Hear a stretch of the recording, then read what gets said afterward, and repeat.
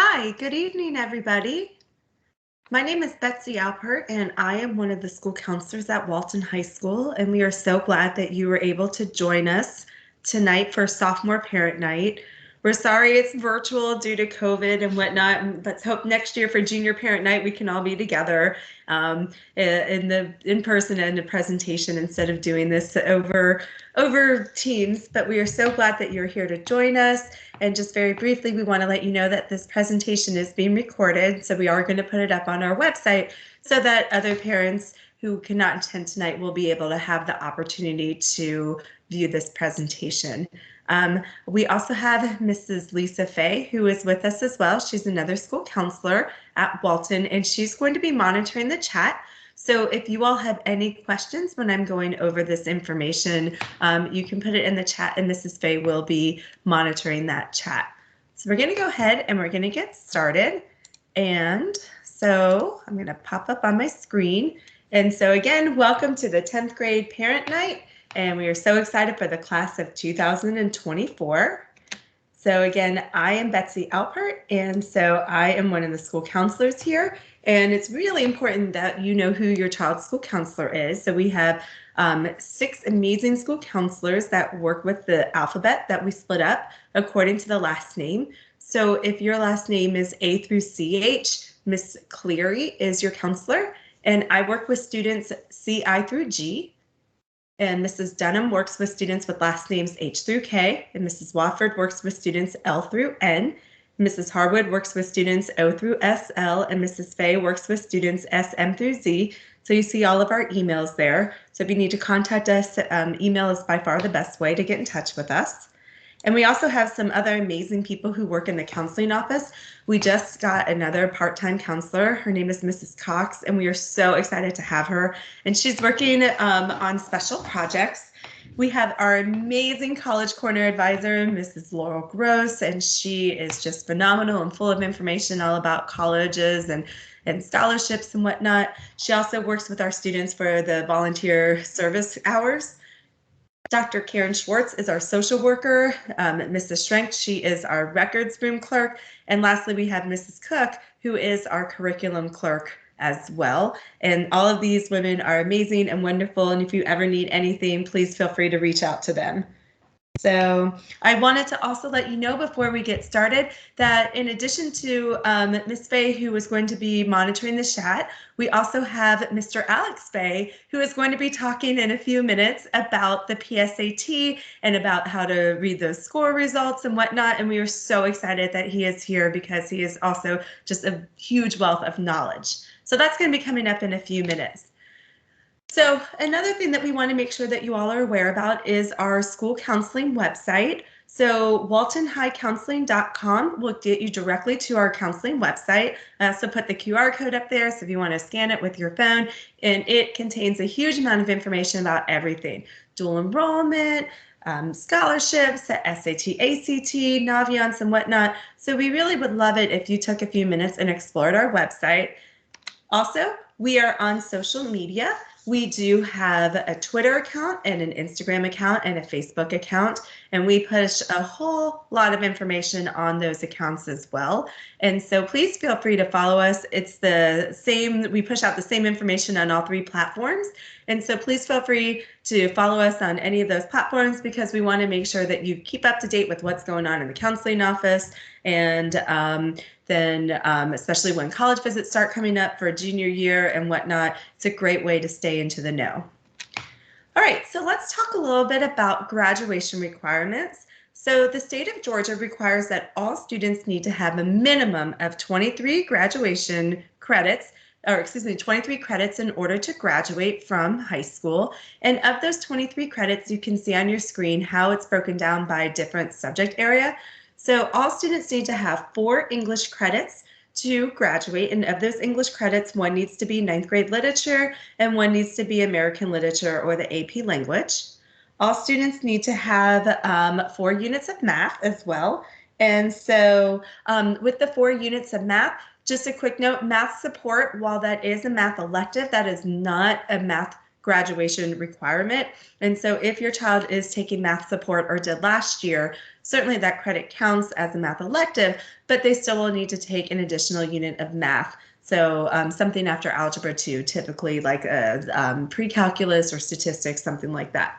For science, students also need 4 units, and the required units are 1 unit of biology, 1 unit of physics or physical science, 1 unit of chemistry or environmental science, and then that 4th science could be whatever they want to.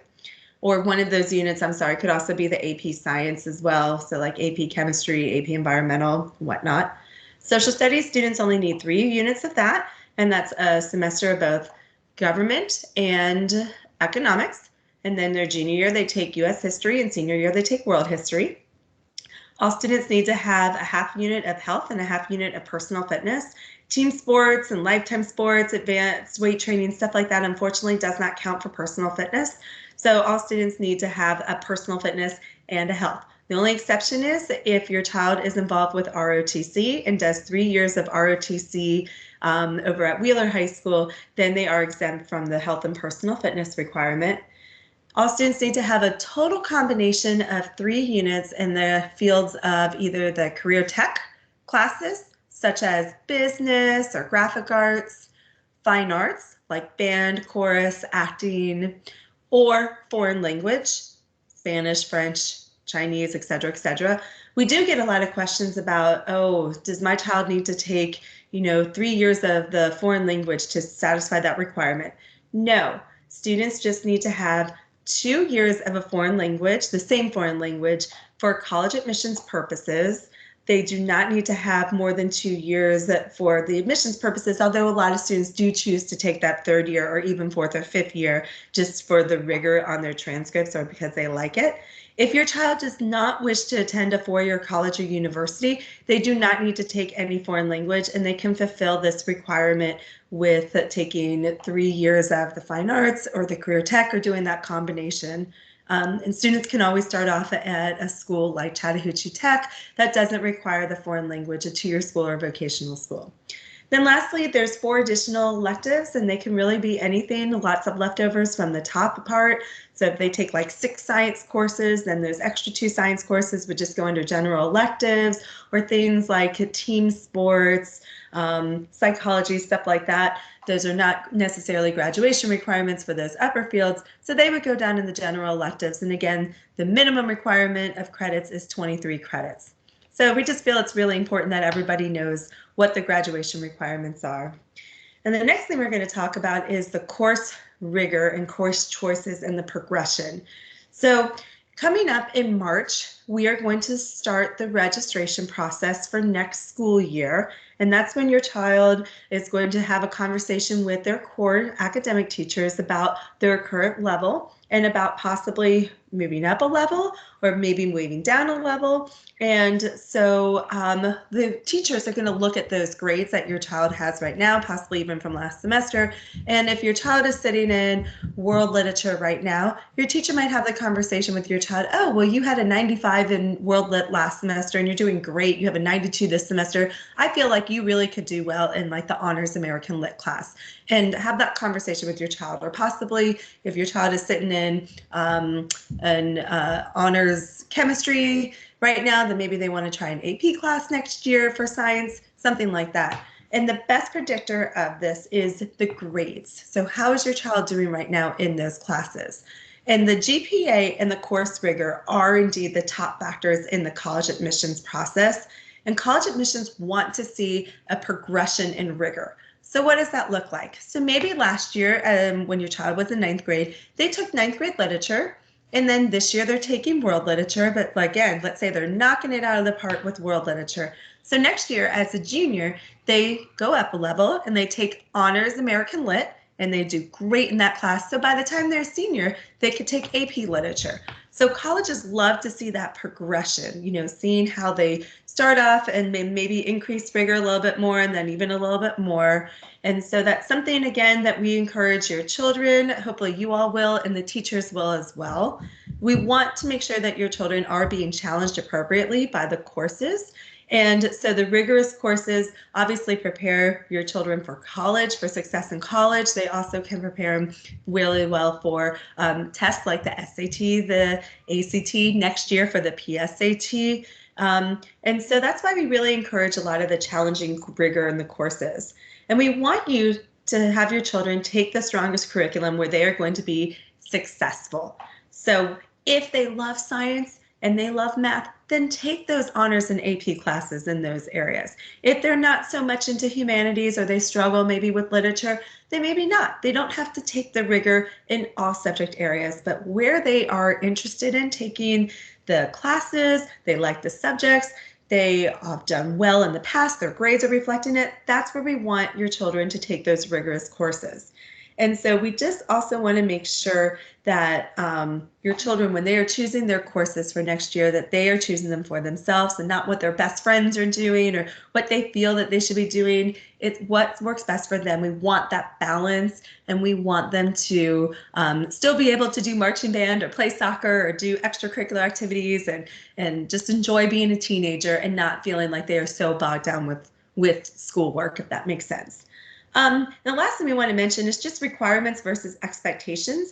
So remember, we just went over the graduation requirements and we talked about what the basic requirements are for high school graduation, but they can absolutely differ from college admission requirements. So like I said before, that there is not necessarily the requirement for foreign language to graduate from high school, but for the college admissions purposes, there is that requirement. So that's just an example of that. Okay, so as I said, we are going to be starting that registration process in March, and you can see right here, this is the tentative registration calendar for the 2022-23 school year. And so you all can see this right here. This might be changing up a little bit, but it gives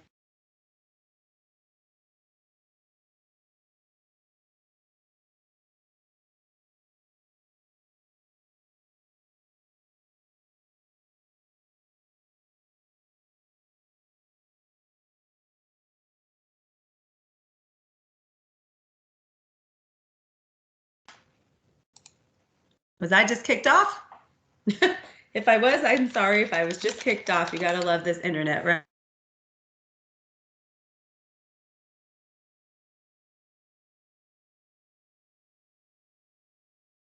This is going to be over. Okay, so some helpful resources when it comes to the course selection.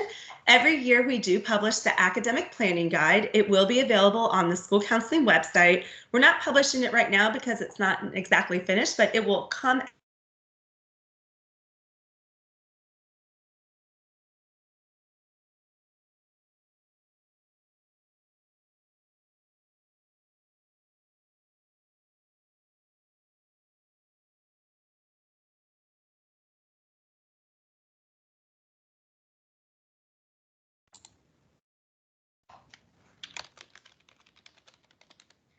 Sorry if I just got kicked out.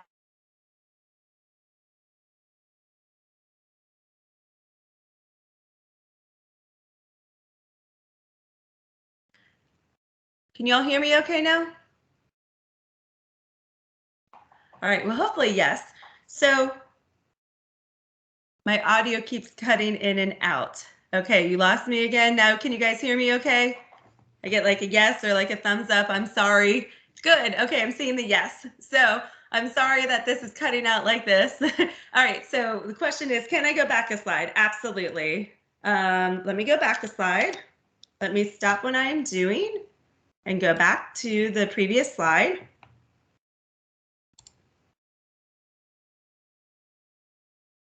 You gotta love technology, right? Okay, let me go ahead and re-share my screen so that you all can see it. Okay, so here, I believe this was the slide that I was asked. Let me share the screen right now. And so again, these are the tentative registration dates for this upcoming school year. And so again, these are tentative. They might be changing by a few days and whatnot, but everything should more or less be complete by Friday, April 1st, the day before spring break. So what I was saying before, the helpful resources, the academic planning guide, that is what is published every year. and it goes over all of the classes. It goes over all of the flow charts showing like where the progression goes from for each courses and for all the different subject areas. And the course descriptions, it gives in-depth details about this as well. And so we want you guys to be looking at this academic planning guide when it comes time for you all to make the decisions about what classes you want your children to be in next year, and to have your children be looking over it too, because it just is a huge source of information. And again, it will be published on our school counseling website, and we will certainly push out that information when it comes time for registration later on. To be promoted to 11th grade, that is going to require your children to earn a total of 10 credits, and those must include 2 units of English, 2 units of math, and 2 science credits, plus 4 additional credits. So we want to make sure that everybody is promoted to 11th grade for next year. If your child, let's say, did not pass like geometry last semester, they can certainly do summer school or some type of credit recovery so that they can meet those requirements over the summer by the time that the school year starts in August. Okay, so now let's talk a little bit about the Hope Scholarship. One of the fabulous things about living in Georgia, there's a couple different types of Hope Scholarships, and we're going to discuss how the Hope GPA is calculated and what is Hope Rigor. And so one of the Hope Scholarships is called the Zell-Miller Scholarship.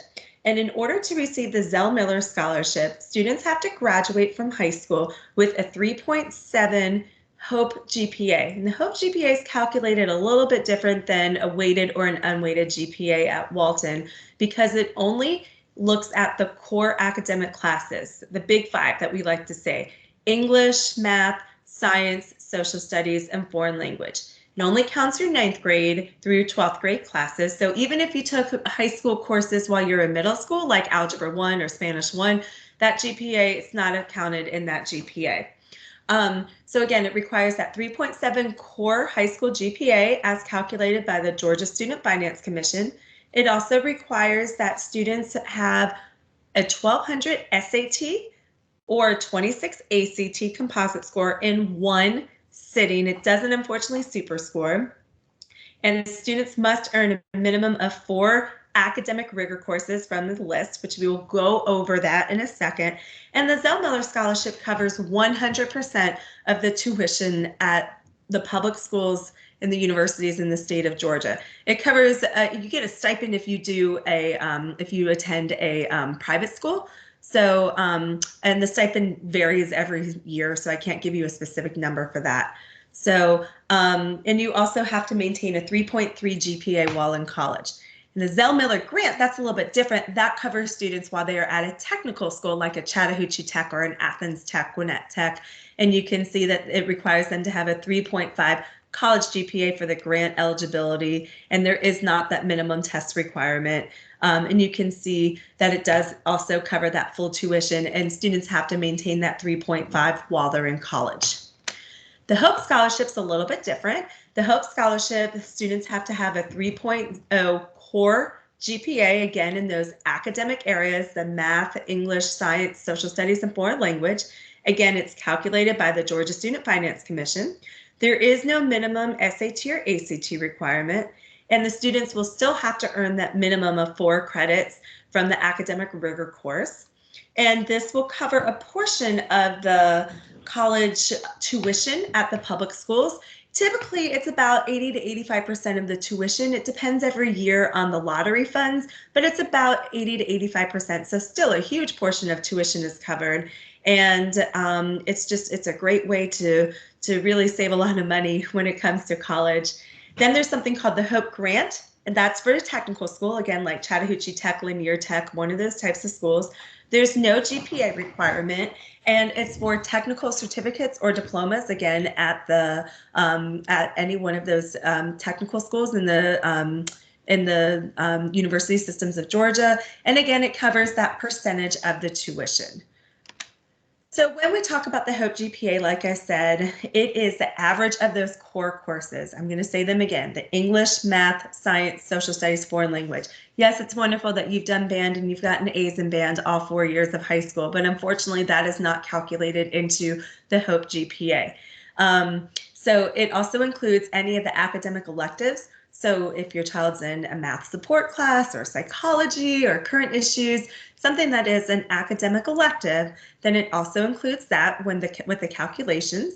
It includes all of the grades, passed or failed, it doesn't matter. It does not include the 8th grade grades. I think I mentioned that before, but it does not include that.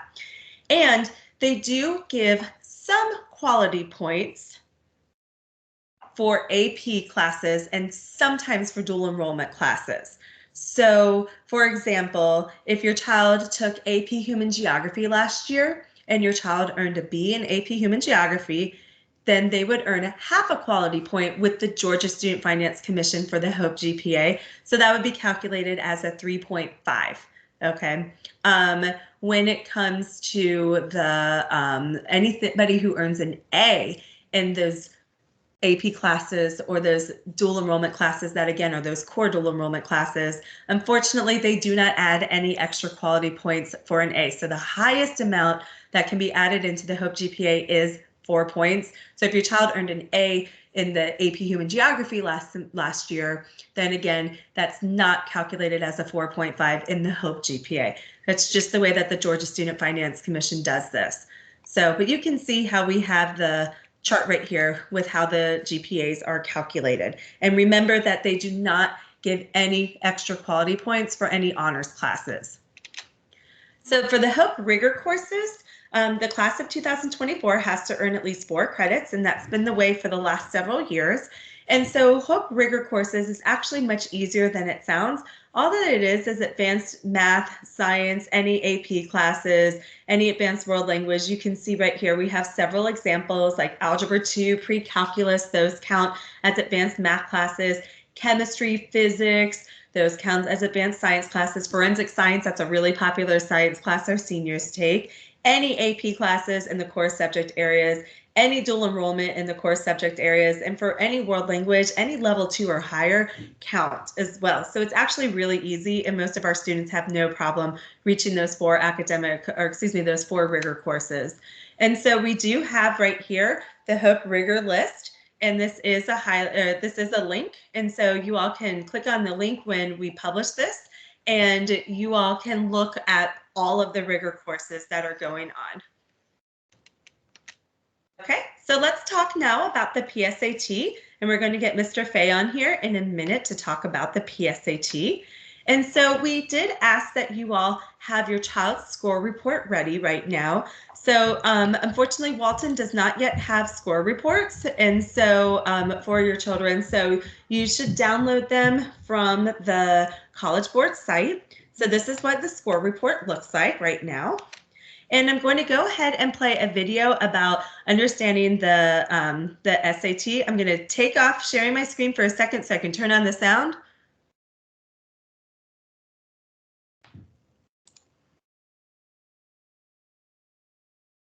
Okay, so here we go.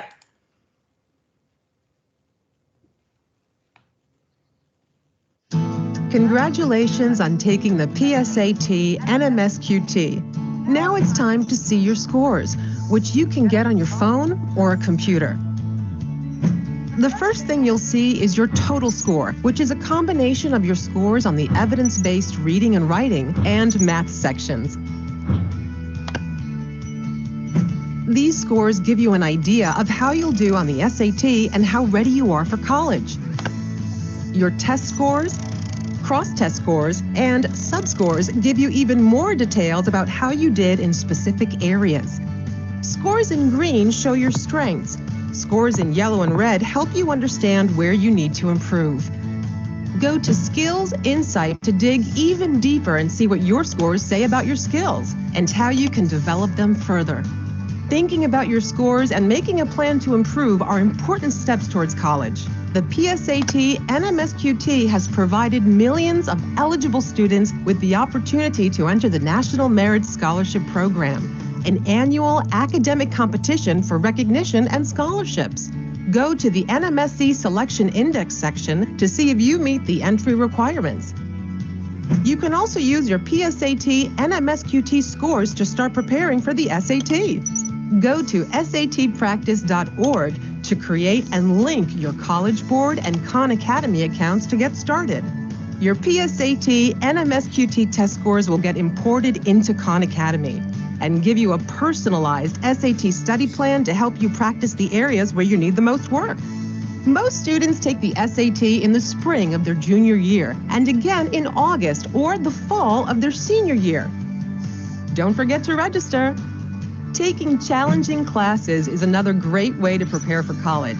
The AP Potential section of your score report tells you which AP classes would be great for you. Speak to your teacher or counselor to learn more about AP. You can also explore careers based on your interests and then find compatible college and career options. Here's a quick recap.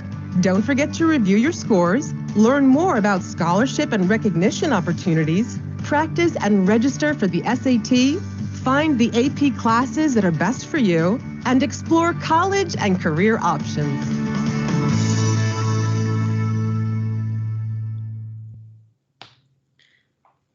Okay, great. So that is a bit of an informative video. And now I'm going to turn this over to Mr. Alex Fay. Mr. Fay, he owns his own tutoring company for the SAT and the ACT, Satisfaction Tutoring. And he is going to discuss about the college admissions, about the PSAT and about the score report. And he just is a wealth of knowledge because he works with students all the time for this. So, Mr. Fay, I'm turning it over to you. Quite the introduction, Betsy. Thank you very much. You're so welcome. And I love the title, College Admissions Testing Professional. I love it. Sounds so fancy. Hi, everyone. I wish I could see you all in person, but I wanted to go over some stuff about the PSAT score report, and I'm going to try to keep a side-eye attention on the chat as well. If there are any questions, I will try to answer some of those as well if I can get to them.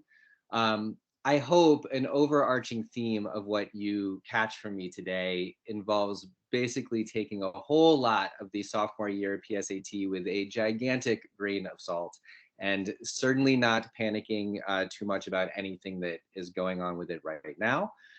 So I want to help you understand the score report, understand what it means. And the reason why I say that from the very beginning about the sophomore year PSAT is I just don't know of many students who are putting blood, sweat, and tears into a sophomore year PSAT when it feels like a day that they just don't have to go to classes. It is just not always the most true indication of their ability levels. So from the very beginning, just kind of understand that. I want to go over some of the numbers that you're looking at. The big number in the top left corner is sort of the overall score of what you are looking at. You can see that it ranges from 320 to 1520. And some of those other numbers that you are looking at there, you've got the breakdown of the verbal, the reading and writing sections, and then the math section as well. I want to talk about the percentiles a bit because the percentiles are a pretty good indication of, in general, how they are doing. The percentiles represent how they are doing compared to the people that they are testing, but there are actually two different numbers that we need to discuss. There is the national representative versus the user percentile scores. The national one is comparing them to those in their grade level, how they did on the PSAT, plus those who did not necessarily take the PSAT, those who would be expected to take it. And the user percentiles is really comparing them directly to the people who actually took the test. So if you're seeing slightly different percentile scores there, that is what's going on. Again, on the sophomore year PSAT, I wouldn't put too much stock into those differences because they will be relatively small as it goes. Betsy, would it be useful for me to just sort of say when it's time to go to the next slide? Sure. I just moved it to the next slide if that's okay. Sounds great. So what we are, I think we want to talk about the section scores and the index. I think we're already good to go to the next slide, if that is okay.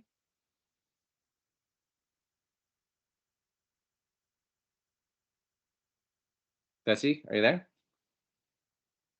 Yes, did it not go to the next slide? I am not seeing it go to the next slide. I was looking for one that dealt with the cross-section scores, Let me, but that's all yep, right. that's fine. Here, is it this one right here? Maybe my screen. That looks good to me. Well, yeah, that sounds absolutely perfect. That one's good right there. So Great. you can see these two numbers at the top, or the big number at the top is the National Merit Scholarship. That's the index score. That is going to be much more important for the junior year when they take the PSATs. That's the one that's going to help determine whether or not they are going to be National Merit Scholars. To be clear, that is a very relatively rare occurrence. It is more common at Walton than many places, to be sure, but it is still sort of a 98th, 99th percentile thing. So it is most common to not be getting national merit. The way that they calculate that number is going to be taking the cross-sectional scores of the English plus the cross-sectional score of the reading plus the cross-sectional score of the math, and then doubling that total. That does have the effect of slightly more heavily weighting the verbal side of the PSAT when it comes to the index because the math doesn't quite carry as much weight. When you get the cross-sectional scores, which you can see an example of at the bottom, you can see, for example, the reading score there on this example on the screen was a 23. They're putting that in the yellow region, which says, yeah, we're almost prepared. We're almost on track. And that score is going to be going from anywhere from a 6 to a 38. The highest possible score is, oh man, I wrote this down the other day. I can't remember it. 38 should be out of what? Goodness, 228, I believe, is the highest possible score that it can be. And the score that was qualifying for national merit in Georgia on average for the past few years has been an index score of around 219. So if you're getting scores that are not quite in that range, super normal. Don't panic about that in any way, shape, or form. But that is how the national merit is going to be calculated. And again, that does not apply to the sophomore year PSAT. That is going to apply to next year's junior year PSAT. I would like to go over, I think one of the more helpful things to discuss will be on the next slide, where I can sort of help you understand the answer, the question by question report. This page looks like an absolute mess, but hopefully I can bring some clarity to it. So Betsy, when you get the chance, the next slide would be great. I turned it on the next slide. Do you not see it? There it is. I think it's just a little bit delayed on my end, but Okay. no problem at all. So I've got it now. So what I am looking at here is the question level feedback. And again, this is, it looks like a mess, but I want to sort of help you understand what it is that you are looking at. As a tutor, if I was going to look at one of these pages, the very first column that I would be looking at is the column with check marks and letters. So sort of that third column of your answers.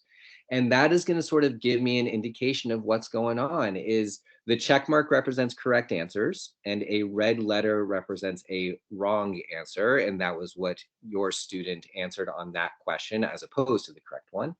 And I want to kind of see if there are patterns. Like, for example, the student that I am looking at here on this page seems to have done very well on the first passage, but then kind of abandoned ship a little bit. And as the reading section progressed, was doing worse and worse. And you wonder if that is a lack of energy or if that's a lack of timing, and then stamina comes into play. Those are the sorts of things that I am considering. I am also going to look to see if a student is consistently missing easy problems, medium problems, or hard problems, as indicated by the number of squares in the difficulty column. in general, what you want to see, ideally, is all your students kind of cleaning up on the easy and medium problems, and the difficult ones are supposed to be difficult. I think this is a good time to mention a really key fact about all of these tests, the PSAT, the SAT, the ACT. A really key fact is that all of them have been designed on purpose to be too hard for everyone. This is not like a normal high school exam where a teacher has taught you a unit of study and then you are supposed to be able to knock all the questions out during second period on a Tuesday. That's not what this is. These tests are kind of a cold-blooded ranking device. And in order to be an effective ranking device, they need to make sure that the challenge is above everyone's head. So the first comment I get from a whole lot of families when they contact me are, I wasn't able to finish the section, or I couldn't finish it, or it was just too much material. And my response to that is, I know, that is the design, that is how it's supposed to go. So if your students are not completing the sections, that is especially at this stage, very, very normal and predictable, and that is not an indication of anything to panic about in any way, shape, or form. As far as the subsections go, whether they are missing a ton of geometry questions or algebra questions or statistics or about semicolons or whatever it is, most of the sub scores that you're looking at aren't going to be that great of an indicator because all of them are a relatively small sample size of questions. So unless something is really, really sticking out as a sore thumb, like, boy, the student missed every single geometry question that was there, or the student doesn't know a single thing about verbs, whatever it is, unless there is something that is really pretty drastic, I'm not putting too much stock into the cross-sectional scores for the individual subjects that they're looking at. So on this page, I would sort of see a student who is getting easy questions for the most part, was clearly running out of time by the time he or she got towards the end of all of these sections, because I'm seeing a lot of red letters at the back end of all of these sections. And all of that is normal. If you want your student to be able to work on these things, a great resource is Khan Academy. Khan Academy has paired with the College Board to provide free assistance that can be tailored specifically to your students' needs. So you can enter in whatever the weaknesses are and you will get tailored practice specifically for that stuff. So that stuff is very, very, very useful. I get questions a lot about whether a student should specifically prepare for the PSAT, whether with a tutor or in some other ways. And the answer to that is almost certainly not. Unless you've got a student who is really on the edge of that national merit scholarship, a student who is typically a 97th, 98th, 99th percentile student. Anything lower than that, my strong suggestion is instead of preparing for the PSAT specifically, just prepare for the SAT. And the PSAT will kind of come along for the ride and will be what it is really kind of designed mostly to be, which is a practice for the actual SAT. So I highly recommend everyone take it, but necessarily specifically preparing for it, not so much. I would prepare much more specifically for the SAT and the ACT because those are going to matter much more for admissions purposes. Let's see, I get a question about when a typical time is to start. And my recommendation for that would either be at the very end of their sophomore year or the beginning of the junior year. And for some students, that doesn't make sense to even start that early, and that's okay too. There are lots of ways to go about doing this, but panicking is never the right way. So if there is a scheduling conflict, that means your student isn't going to be able to take a test until the end of first semester, junior year, or even the beginning of second semester, it's fine. It's fine. There are lots of ways to go about doing this. And so just kind of approaching this for whatever schedule works best for you is good. If I get a vote, I tell families who contact me that I think the end of the summer before their junior year is a decent time to start preparing for the PSA, or sorry, for the SAT and for the ACT. I get a lot of questions about which of those tests. Actually, Betsy, can you go to the next slide if you get a chance? I might have mostly covered this one already, but I will review it.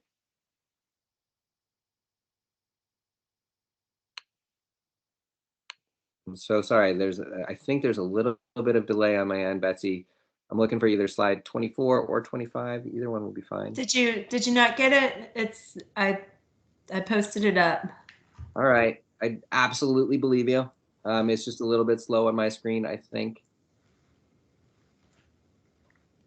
Am I the only one who's behind on it? I don't know. Can everyone see the screen where it says, "What can I learn from my answers"? Yes. Okay. That is not showing up on my screen. I'm sorry. Okay, just popped up. All right, so what you can learn from those answers. The good news is I've basically already covered most of this information. You're going to be able to see which questions were answered correctly or incorrectly. And if you go and specifically click on the question itself, you can find the exact question that was missed, and hopefully you can learn something from them. Very often on these questions, the material itself that is being tested is something that your student absolutely already knows, but all of these tests tend to ask their questions in pretty abstract ways. So don't be alarmed if you're seeing questions where the basic gist of it is a pretty basic concept, but they missed it anyway. That's not strange. That's not abnormal in any way, shape, or form. The questions themselves are designed to be a little bit tricky.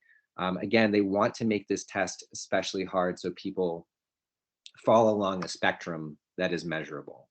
Can we go to slide 25? And hopefully there we go. That's faster, so much faster. Which test to take?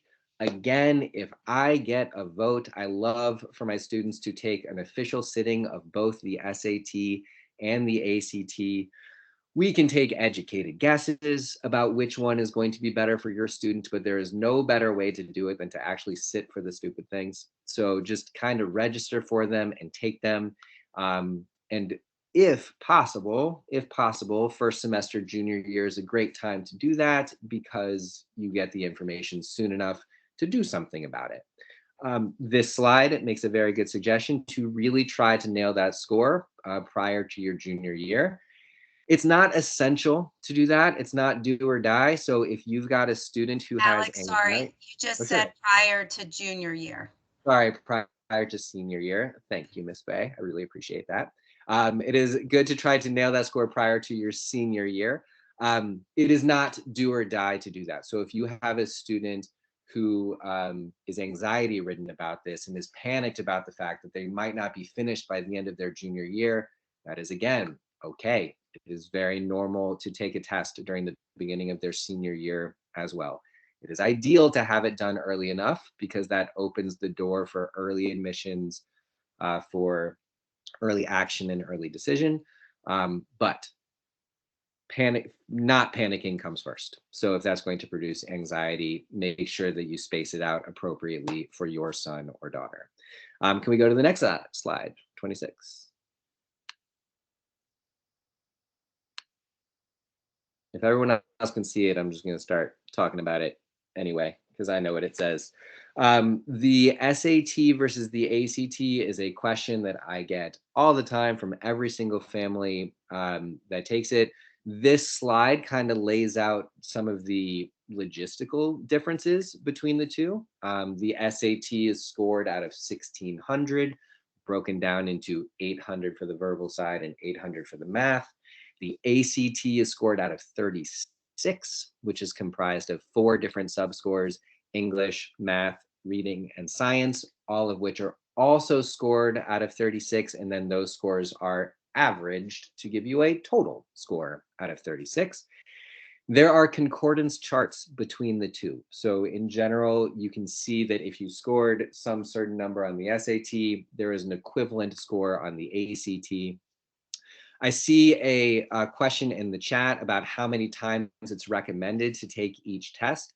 The short answer to that is that there's no good reason not to take a test at any given time. The universities tend not to care at all whether a student takes the test 1 time or 10 times. There's a lot of misinformation out there about the fact that universities really want you to take it a maximum of 3 times. Never heard that to be true. And there's no motivation for the universities to care about that either. If you think about this from the university's point of view, it is a selling point for them, a point that they can advertise about how brilliant their incoming freshman class is. These have to do with the rankings that they are going for, the all important rankings, which are not all important, by the way, but the all important rankings in US News and World's Report. They want to be able to brag about their high SAT scores and ACT scores. So they don't care if their incoming freshman class took the test 3 times, 5 times, 10 times. They just want to be able to report the highest possible score. So how many times to take it? Enough that you get a score that you're feeling pretty comfortable with. The strategic way to go about that is to take a whole bunch of tests, but the reality behind it is that burnout is a real thing, and the tests cost money to register for, and it's a really crappy Saturday for your son or daughter to spend their time. And those are real life reasons to not take every single administration of the test. On average, most of my students take the test between 3 and 4 total times. The most common path is to take an SAT and an ACT first semester of their junior year. Pick one of those tests to focus on, probably take another one second semester, and if they need to take another one, either at the end of second semester or the beginning of their senior year. That is the most common path, but I hope you are hearing in the tone of my voice that there are lots of variations to that path. There are students who take multiple versions of the SAT and ACT. There are students who only take one from the very beginning. There are students who are one and done. It all works. As long as you have a score that you are comfortable with, you're done. This is one of the few areas in life that good enough is good enough. There are very few things in life that work that way. That is a terrible general strategy for life, is to just do the bare minimum. But this is just a test that is a stepping stone to the next level. And so when you have that stepping stone in place, call it a day. There are better things to stress about than the SAT and ACT, especially for y'all now. Y'all are the parents of sophomores. And so if you called me to start tutoring right now, I would very politely turn you away and tell you to call me back in a little bit, because this is just way too early to kind of panic about that sort of thing. So more beyond just the logistics of how the SAT and the ACT are scored, I would say loosely that the SAT is a slightly more abstract test, but the questions themselves are a little bit easier. The ACT is a little bit harder, but is a little bit more straightforward. And so if one of those things sounds like it is right for your son or daughter, feel free to take an educated guess that that is the way to go. And I believe it's 2016. In 2016, the SAT completely changed itself. And when it did, it made itself much more similar to the ACT than it used to be. And so in the past 6 years, I have noticed a distinct change from what my job used to be. My job used to be really trying to help students figure out whether they were an SAT kid or an ACT kid. For the past 5 or 6 years, that has hardly mattered. Most of my students are scoring approximately the same on both the SAT and the ACT. And it makes sense. The tests are supposed to be standardized after all. So if you have an 80th percentile kid on one test, he or she should be an 80th percentile kid on the other test. There are, of course, variations, but they tend to be much smaller these days than they used to be about 6 or 7 years ago. So that is why I would recommend that you take one of each, but then pick one, focus on it, call it a day. That is my basic recommendation. I see another question in the test about, is it true that some universities don't need the SAT and ACT? And Lisa has answered that. Yes, test optional schools are much more common in the past couple of years, mostly because of COVID. Some universities are not going back. They've seen, hey, test optional works just fine, and we're going to stick with it. And that is a great option for a lot of students. If you've got a student who's just a fantastic student, 4.5 GPA, rigorous classes, but just can't do these tests to save their life, man, test optional schools can be a godsend. Like, that is fantastic. So do not dismiss those as possibilities. If the SAT and ACT can help your application, absolutely, we should do it. But test optional schools are a nice choice. And this UGA and Georgia Tech are not test optional right now. Who knows what they are going to be in a few years, but for right now, they are not test optional. Betsy, maybe the next slide.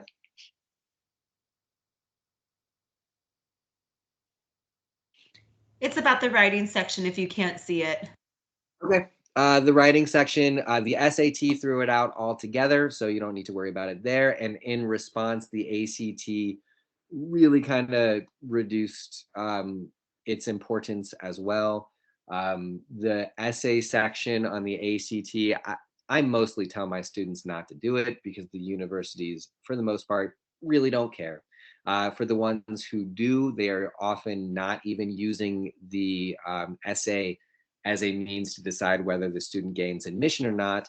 Some universities will use the essay to place the student in an appropriate freshman year class if they decide to admit them. So it can be used for that. It can also be used as a fail-safe against cheating on the college application essay.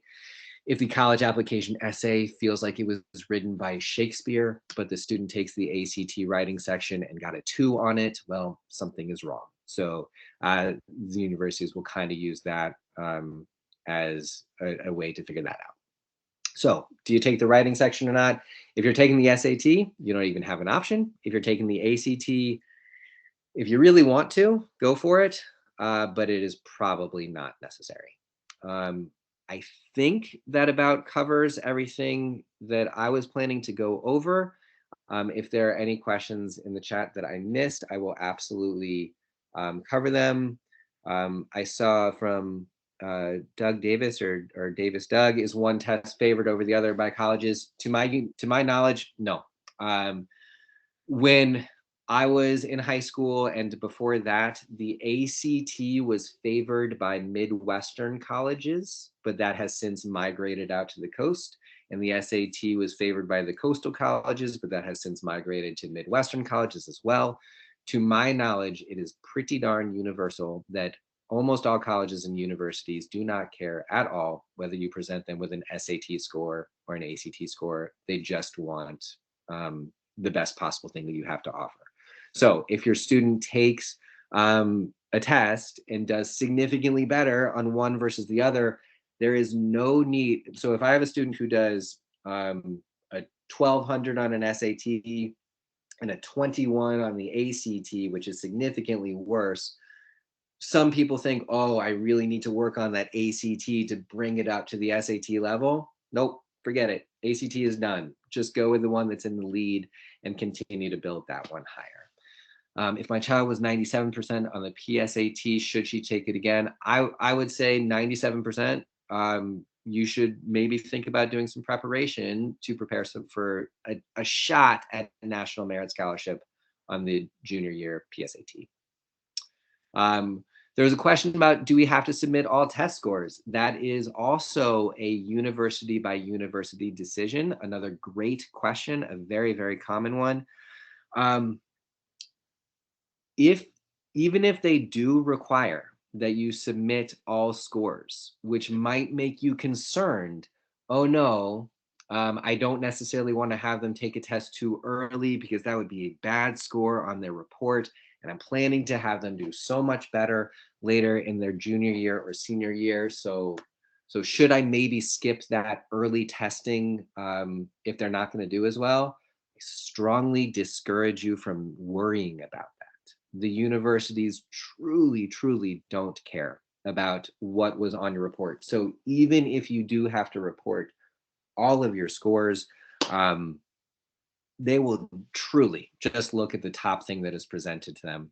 I have personal experience with that when I worked in the admissions university at Rice University when I was in college there. And that was a small school. That was a school with only 2,700 undergraduates at that time. And they were still overwhelmed by applications to the point that they did not care at all about lower scores once in a while. So you can only imagine if you've got a state school with tens of thousands of applicants, they are going to try to streamline this process as much as possible. So if you do have to submit all scores, submit all the scores, but don't worry about it one little bit. They will just look at the top score. All right. If there are any other questions, I am happy to answer them. The counseling department at Walton certainly has my contact information. I would be happy to share. And a big thank you to the counseling department at Walton for having me on today. I hope that helped in some way, shape, or form. The biggest thing, deep breaths, don't panic. It's not going to help. So just sort of taking all of this with a grain of salt and just going with whatever works best for you and your son or daughter. That's the way to go about doing it. Thank you so much, Alex. Again, it's such a wealth of knowledge. And one thing I did want to say, Alex did mention that right now that Georgia Tech and UGA are requiring the test scores. They are not test optional, and that is the way for all of the schools in the university systems of Georgia. So KSU, Valdosta, University of West Georgia, every single school is requiring it in the state of Georgia. Outside the state of Georgia or private schools, that's a different story. So just to kind of piggyback off of what Mr. Fay, what Alex just said. I think Alex talked about, the PSAT junior year, about taking this. It's a great, inexpensive practice test, and it's how you qualify for the National Merit Scholarship competition. So it's in October. Typically, it's in October. It's something to think about for next school year. And this year we had 34 National Merit Scholarship semifinalists, which is amazing. So nationwide, there are 16,000 students, and Walton had 34. I think we had the most out of all the high schools in Cobb County. So we were really proud of our students for scoring so well in the PSAT. And so want to go over, this is a very short video about some free tutoring for the PSAT and then also for the SAT with Khan Academy. So I have to unshare my screen to get the sound on. And now I'm going to share my screen again with the sound.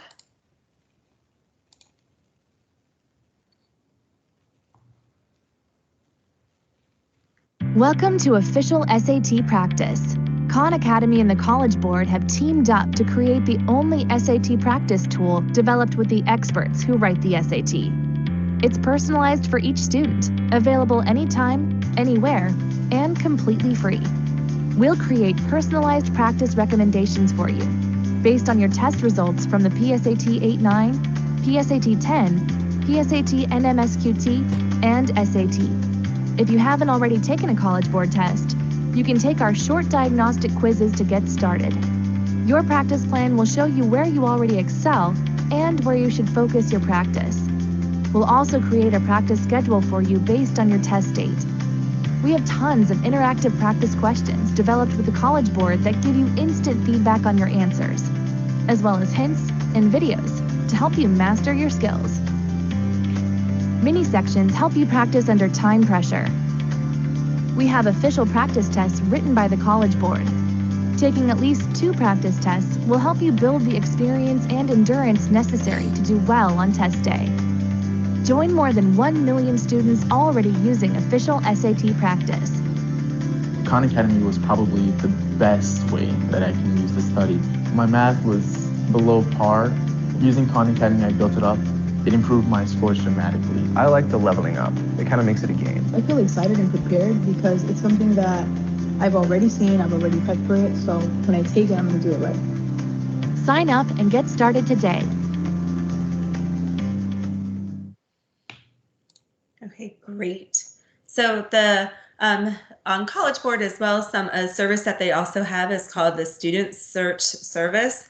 And so what that does is it gives students the opportunity to hear directly from colleges and from scholarships, and it also gives them the opportunity to share their interests, and it helps with a college match. And so that's something else that comes along with the PSAT as well. So it's something to consider again for next school year. And so really the big things that we just want to go over again really quickly is how to stay informed. Naviance, we will be using a lot of Naviance. We send out information, email reminders and whatnot through Naviance, and then junior and senior year, seniors use it to request transcripts and letters of recommendation and whatnot. Also, that's how students sign up for college visits and how they record their their volunteer service hours. And for junior year next year, students are also going to be, we will also be offering several different types of nights, like financial aid night, junior parent night, junior advisement, where we go over an individual graduation plan. We also, for juniors, we do have something called dual enrollment. And very briefly, that is when juniors and seniors can participate in taking college courses at any of the participating secondary, post-secondary institutions in the state of Georgia, such as like Kennesaw State or Chattahoochee Tech, or even faraway places like Young Harris or Embry-Riddle, where they do classes online, and students earn college credit and high school credit at the same time, while the state of Georgia covers the tuition, the books, and the fees. And if you're interested in learning more about dual enrollment for junior year, please go on our website and go under the information tab for dual enrollment, and you'll see we have several upcoming sessions about dual enrollment. So one other thing about Naviance that I just kind of mentioned very briefly is that you will be using Naviance a lot more, at least your students will be using it a lot more junior and senior year, because it does offer a whole bunch of different, wonderful, wonderful, wonderful services, such as college and career planning. You can make a resume on there. That's how we communicate many times with students and with parents. That's how they do the community service recordings, the scholarship searches, the college visits, everything that I just mentioned. I just want to make sure that you all see this as well. And so, yes, so we are super excited that, sophomore year is into the second semester. It's a really exciting time, and junior year is going to be here before you know it, and senior year is too. And just want to encourage everybody, please reach out to your school counselor if you have any questions. We are encouraging students to come in and meet with us when they have their lunch periods, and they can email their counselors for appointments. We are there. We are here to support everybody and your students to make high school as fun and successful as possible, to prepare everybody for post-secondary adventures, whatever those happen to be. And just wanted to thank everybody for showing up tonight. And thank you all so much, and stay safe out there.